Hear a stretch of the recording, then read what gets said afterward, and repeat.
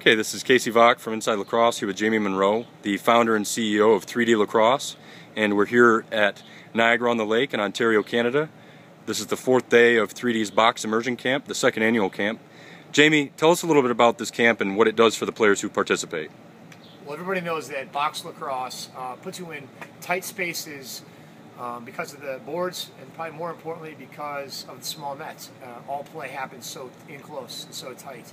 When these kids come up here and get coached by our 3D staff, a mix of Canadian box lacrosse coaches and our 3D American coaches that have tried to create the hybrid type of player, add Canadian goalies to the mix and some Canadian players, and this week is incredible for the kids' development. Literally, they'll take more shots and get more chances to finish in a week's time than they might have gotten in the last few years.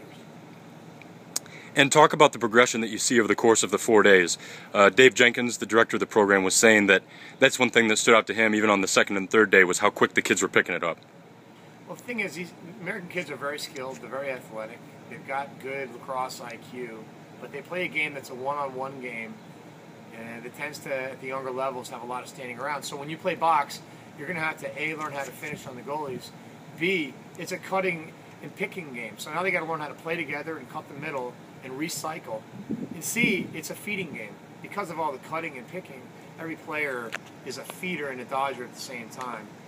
A 30-second shot clock means that the ball really has to move fast, and you've got to really play fast. So the progression's amazing. The kids come in standing around, going one-on-one, and they finish, cutting the middle, setting picks, and being able to really finish with a repertoire of different moves. And I know another part of this, another aspect of the camp, is to simply immerse the kids in the culture of box lacrosse in Canada. So speak to that a little bit. Well, it's just fun to sit in the, unlike field lacrosse in box, you have a dressing room, and in between periods, you go in there during timeouts, during breaks, you go in there, and so when we say go get some water, they go in there and they sit, and it's American kids and Canadian kids mixed together. And it's just a lot of fun because they start to get to know each other when you're sitting in a locker room with a bunch of 16-year-olds or 12-year-olds or whatever.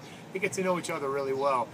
Getting to know the Canadian coaches, the different slang terms, the vocabulary, the terminology that they use is oftentimes different, but oftentimes very amusing. So we just have a great time here with Pat McCready and Mike Wines and Matt Vince just hopped in the goal, one of the best goalkeepers in the game. So it really is more than just lacrosse. It's a pretty good immersion, and that's why we call it the Box Immersion Camp.